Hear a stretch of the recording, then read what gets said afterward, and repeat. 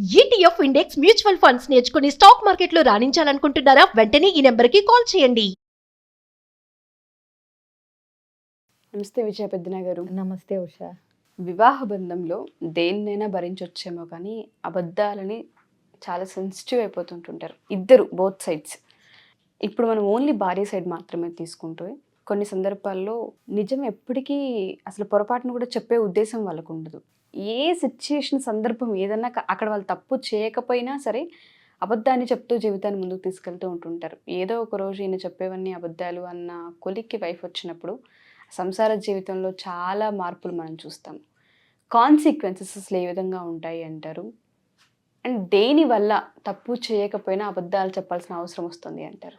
కొంతమందికి నష్టం ఉండదు అన్నప్పుడు ఏంటంటే సంజాయిషి ఇచ్చుకోవాల్సి రావటం కానీ ఇట్లాంటివి నచ్చక ఇప్పుడు ముందే నో చెప్తారేమో అని ఊహించేసుకుని దీనివల్ల పెద్ద నష్టం లేదు కదా, మనం ఏం తప్పు చేయట్లేదు కదా అనుకుని అంటే అన్ని ఊహలు వాళ్ళకే వస్తుంటాయి అన్నమాట.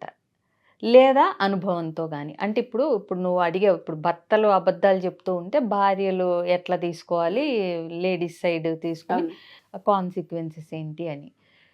చిన్నప్పటి నుంచి కొంతమందికి ఇప్పుడు తల్లిదండ్రులు ఏదన్నా చెప్తే ఒప్పుకోకపోవటం వల్ల కానీ, లేదంటే ఎందుకు అని తిడతారు అనుకుంటాం వల్ల కానీ. ఇప్పుడు చూడు, చిన్నది, ఇప్పుడు క్లాస్ ఎగ్గొట్టి సినిమాకి వెళ్తారు, అది తెలిస్తే ఆబ్వియస్గా పేరెంట్స్ తిడతారు కదా. తిట్టని పేరెంట్స్ ఉంటే చెప్తారు, తిట్టే పేరెంట్స్ ఉంటారు, ఎందుకని కోప్పడతారు అనుకుంటే కనుక స్పెషల్ క్లాసులు అని చెప్పి మా అప్పటి నుంచి జరిగే కామన్ స్టూడెంట్ లైఫ్లో ప్రతి ఒక్కళ్ళు చేసేది అది. ఎక్స్ట్రా క్లాస్ ఉందని చెప్పి క్లాస్ బంక్ కొట్టి సినిమాలకు వెళ్ళి లేటుగా ఇంటికి రావటాలు, ఇవన్నీ. దీనివల్ల అంటే చదువులో ఎక్కడన్నా కొద్దిగా నష్టం ఉండొచ్చు, ఇంపార్టెంట్ క్లాస్ కాకపోతే అక్కడ కూడా ఉండకపోవచ్చు. ఏదన్నా కానీ పెద్దగా ఎవరికి నష్టం కలిగించేదేం లేదు ఇక్కడ. సినిమాకి వెళ్ళి వచ్చాడంతే. సో ఇది తిడతారనుకుని చెప్పకపోవటం వల్ల యాక్చువల్గా ఏమవుతుందంటే వాళ్ళల్లో అంటే ఇప్పుడు వాటిని మనం ఏమంటున్నాం, మేనేజింగ్ స్కిల్స్ అంటున్నాం. అంటే ఒప్పుకోరని తెలిసి వాళ్ళు అనుకున్న పని జరిగే విధంగా అబద్ధం చెప్పైనా పని చేసుకుని రావటం. సో ఈ సినిమాకి వెళ్ళి రావటం వల్ల అది ఎప్పుడన్నా ఒకసారి అవటం వల్ల పెద్ద ఎవరికి నష్టం ఉండదు.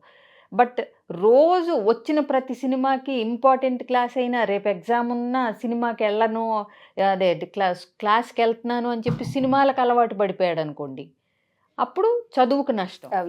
ఇక్కడ ఈ విషయం తెలిసినప్పుడు పేరెంట్స్కి అబద్ధాలు చెప్పి వెళ్తున్నాడని ట్రస్ట్ పోతుంది. ఇలాగే కంటిన్యూ అయ్యి పేరెంట్స్ తిడతారనుకుని అబద్ధాలు చెప్తూ మేనేజ్ చేసేవాళ్ళు ఏంటంటే అదే కొన్నిసార్లు భార్యల దగ్గర కూడా. ఇప్పుడు చూడండి, కొంతమంది భార్యలు పద్ధతిగా అంటే ఆఫీస్ అవగానే ఇంటికి రావాలి, మన ఇద్దరం టైం స్పెండ్ చేయాలనో ఏదో ఒకటి ఉండి ఫ్రెండ్స్ని కలుస్తా అన్నా, లేకపోతే ఇంకోటి ఏదన్నా అన్నా అంత ఇష్టపడకపోవటం, ప్రతిసారి నీకు ఫ్రెండ్సే ఇంపార్టెంట్ నాకన్నా, ఇట్లాంటివి సందర్భాలు, ఇట్లాంటి వాక్యాలు వాళ్ళ నుంచి వచ్చినప్పుడు ఏంటంటే వీళ్ళని హర్ట్ చేయకూడదు, అటు ఫ్రెండ్స్తోనూ టైం స్పెండ్ చేయాలి. కాబట్టి ఏంటంటే ఆఫీస్లో ఎక్కువ పని ఉందని చెప్పి ఫ్రెండ్స్తో బాతాకానీలు, టీలు, లేకపోతే సరదాగా ఏదన్నా కాసేపు వెళ్ళి రావటము, ఇలాంటివి. అంటే దీనివల్ల బయటపడిన నష్టమే లేదంటే ఇదేదో ఎఫ్ఐఆరో లేకపోతే ఏదో కాదు కాబట్టి మేనేజ్ చేస్తున్నాం అనుకుంటారు వాళ్ళు. కాకపోతే నేను ఇందాక సినిమాల విషయంలో, తల్లిదండ్రుల విషయంలో చెప్పినట్టు ఎప్పుడన్నా ఒకసారి మేనేజ్ చేసి అలా అయితే ఎవరికి పెద్ద నష్టం ఉండదు. ఇక్కడ ఎవరు అంత సత్యహరిశ్చంద్రులు ఆఫీస్కి వెళ్ళిన తర్వాత ఇంటికి వచ్చే వరకు ఏం జరిగిందో అబద్ధాలు చెప్పకుండా బ్రతికే వాళ్ళు అమ్మాయిలేంటి అబ్బాయిలేంటి, వైట్ లైస్ అనేవి కామన్. అవతల వ్యక్తి హర్ట్ అవుతారు అనుకున్నప్పుడు, లేకపోతే ఇది తెలిస్తే ఫీల్ అవుతారు అనుకున్నప్పుడు, లేకపోతే ఇది తెలిస్తే నాకు పర్మిషన్ ఉండదు, నాకు ఆ పని చేసే అవకాశం ఉండదు అనుకున్నప్పుడు చిన్న చిన్న అబద్ధాలు చెప్పి మేనేజ్ చేయటం అనేది సర్వసాధారణం. దానివల్ల ఏం పెద్ద ఘోరాలు జరగవు. బట్ ఏంటంటే ఇంకా ఆ భ్రమలోనే ఉండి ప్రతిసారి అంటే వాళ్ళ పనులు కానిచ్చుకోవటం కోసం అబద్ధాలు చెప్తూ అయిన దానికి కాని దానికి. ఇప్పుడు చూడండి, నాకు తెలిసిన ఒక ఇన్సిడెంట్లో భార్య భర్తని అంటే అది కావాలి ఇది కావాలి, ఇంటి అవసరాలకి సరిపడగా మీరు ఉద్యోగం మారండి, కొంచెం మంచి ఉద్యోగం చేయాలి, పిల్లలు వచ్చారు, ఖర్చులు పెరుగుతున్నాయని జెన్యూన్గా ఆవిడ స్వదేదో బాధ ఆవిడ వెళ్ళబుచ్చుతుంది. సో అది చేయలేక, లేకపోతే ఒకసారి ఇంటి ఖర్చులు తట్టుకోలేక ఏంటంటే అప్పులు చేసి తెస్తూ ఇంక్రిమెంట్ వచ్చిందనో, చివరికి ఒక సంవత్సరం తర్వాత ఏమైంది, అప్పులాళ్ళు ఇంటికి వచ్చారు. ట్రూ. సో చేసింది ఇంటి ఖర్చుల కోసమే, తాగుడికి వ్యసనాలకు కాదు. కాదు. కానీ భార్యకి అప్పు చేసి చేస్తున్నానని చెప్పలేదు.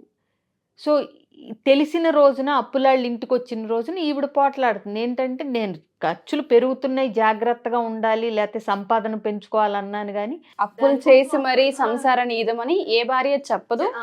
కొన్ని సందర్భాల్లో ఇటువంటివి చాలా మేజర్ ఇంపాక్ట్. సో ఇక్కడ ఏంటంటే, ఏదో ఫ్రెండ్స్తో బాతాకాని కొడతానికి 1 గంట లేటుగా వస్తాను ఆఫీస్ పని నుంచి అందని చెప్పటం వేరు, ఇంటి ఖర్చులు ఇప్పుడు ఈ అబద్ధం చెప్పటం వేరు.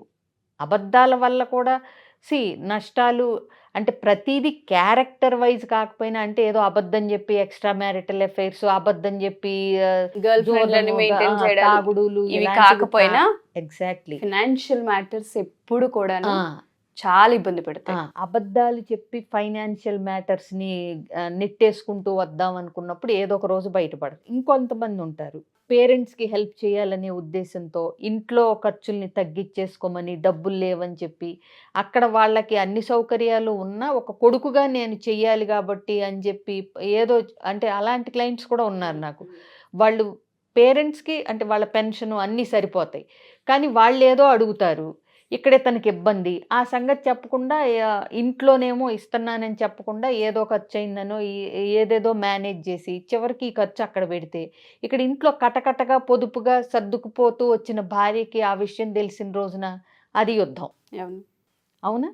సో ఇలాంటి వాటి వల్ల ఏంటంటే, ఇవి అబద్ధాలు చెప్తూ నడిపిద్దాం అనుకోవటం ఎంతవరకు కరెక్ట్? ఉన్న విషయం ఇంకొకటి, ఏదో ఒక రోజున కుండ బద్దలవుతుంది, ఆ రోజు పెద్ద యుద్ధం అవుతుంది. దాని బదులు ఇక్కడది బ్యాలెన్స్ చేయటం, ఇంట్లో బ్యాలెన్స్ చేయటం, రెస్పాన్సిబిలిటీస్ బ్యాలెన్స్ చేయటం నేర్చుకోవాలి తప్పితే, ఏదో అబద్ధాలతో కాలం గడిపితే అది టెంపరీ రిలీఫ్ తప్పితే పర్మనెంట్ కాన్సిక్వెన్సెస్ డిఫరెంట్గా ఉంటాయి. ప్లస్ అన్నిటికంటే ఇదేంటంటే, ఒక్కసారి ఆ ట్రస్ట్, ఆ నమ్మకం కోల్పోయిన తర్వాత వీళ్ళు ఎన్ని నిజాలు చెప్పినా వీళ్ళు అనుమానపు దృష్టితోనే చూస్తుంటారు. దానివల్ల ఇంకా డిస్టర్బెన్సెస్. అవునా? ఎందుకంటే ఒకసారి ఆల్రెడీ అబద్ధాలు చెప్తావని నువ్వు 1-2 సార్లు ప్రూవ్ చేసుకున్నాక, దొరికిపోయినాక ఆవిడని నిన్ను నమ్మట్లేదు అని మళ్ళీ దాని గురించి యుద్ధాలు చేస్తే నమ్మకం కోల్పోయింది ఎవరు? మనంతట మనమే. ఎగ్జాక్ట్లీ. ఏదైనా పగలటం, విరగటం, కోల్పోవటం తేలిగ్గా అవుతాయి. అతుక్కోవటం, నిలబడటం, క్రాక్ కనిపిస్తూనే ఉంటుంది. ఇవి కష్టం అవుతుంది. ఎప్పుడైనా కన్స్ట్రక్షన్ కష్టం, డిస్ట్రక్షన్ ఈజీ. అవునా? పగలటం ఈజీ, అతుక్కోవటం కష్టం. నమ్మకం కోల్పోవటం ఈజీ, కానీ తెచ్చుకోవటం కష్టం. సో ఇలాంటివి చేస్తున్నప్పుడు ఏంటంటే, అందుకే అబద్ధాల పునాదుల మీద పెద్ద పెద్ద సౌధాలు, మేడలు, ఎస్పెషలీ భార్యాభర్తల బంధం, రిలేషన్షిప్స్ అస్సలు నిలబడవు.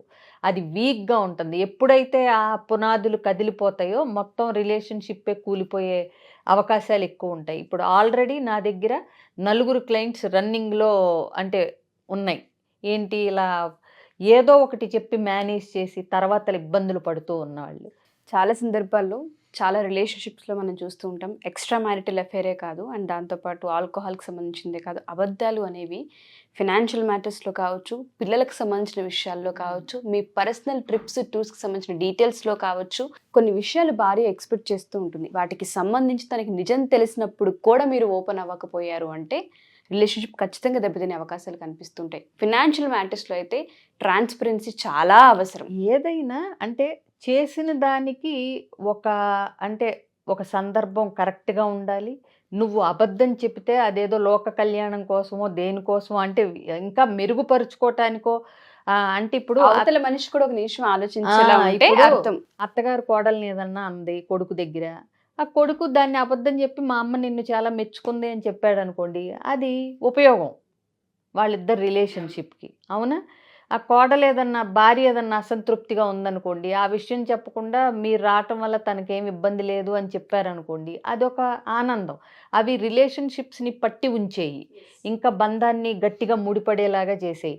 అంతే తప్పితే వాళ్ళిద్దరికీ అలా అని ఈ హస్బెండ్ రోల్ ఎప్పుడూ కూడా ఇటు భార్యకి, ఇన్లాస్కి, తల్లిదండ్రులకి మధ్య మేనేజ్ చేయటం అనేది కూడా ఒక ఆర్ట్ ఉషా. సో అక్కడ అబద్ధాలు చెప్పే చాలాసార్లు ఏమవుతుందంటే ఉషా, సింపుల్ అబద్ధాలతో మేనేజ్ చేయటం కన్నా నిజాలు చెప్పి స్లోగా వాళ్ళని ఒప్పించుకోవడమో కన్విన్స్ చేసుకోవడమో. ఉన్న నిజంలో బ్రతకటం కష్టమైన హాయిగా ఉంటుంది. ఎగ్జాక్ట్లీ. అబద్ధంలో బ్రతకటం సుఖంగా అనిపించిన ఉక్కిరి బిక్కిరి అయిపోతుంది. అనిశ్చింతగా ఉంటుంది. ఎప్పుడు ఏది ఎటువైపు నుంచి వస్తుందో తెలియదు. కాబట్టి ఏంటంటే కొంచెం కష్టమైన రియాలిటీలో ఉండటం అనేది అవసరం. ట్రూ. ఇంకోటి వాళ్ళు అలా అనుకుంటారేమో, ఇలా అనుకుంటారేమో, అది అవుతుందేమో, ఇది అవుతుందేమో అని Assumptions మానుకుంటే ఆ ఊహలు భయపెడతాయి తప్పితే నిజం అంత భయంకరంగా ఏం ఉండదు ఎప్పుడు. బా. ప్లస్ ఒప్పుకోగలుగుతారు. వీళ్ళేంటి వాళ్ళేంటి, ఇటు పక్కన తల్లిదండ్రులైనా ఇటు పక్క భార్య అయినా, అసలు వాళ్ళిద్దరి మధ్య కాకపోయినా భార్యాభర్తల మధ్య అయినా ఉన్న నిజం. అంటే ఇప్పుడు మనం ఫైనాన్షియల్ మ్యాటర్స్ గురించి మాట్లాడాం. ఇదే ఉంది మనకి ఇలాగే నడపాలి కొన్ని రోజులు అంటే వాళ్ళు అర్థం చేసుకుంటారు. అర్థం చేసుకోకపోయినా నువ్వు అలాగే నడిపించాలి. అప్పుల పాలు అవ్వటం కంటే అదే బెటర్ కదా. నీ భార్య అసంతృప్తిగా ఫ్యామిలీకి మనిషి.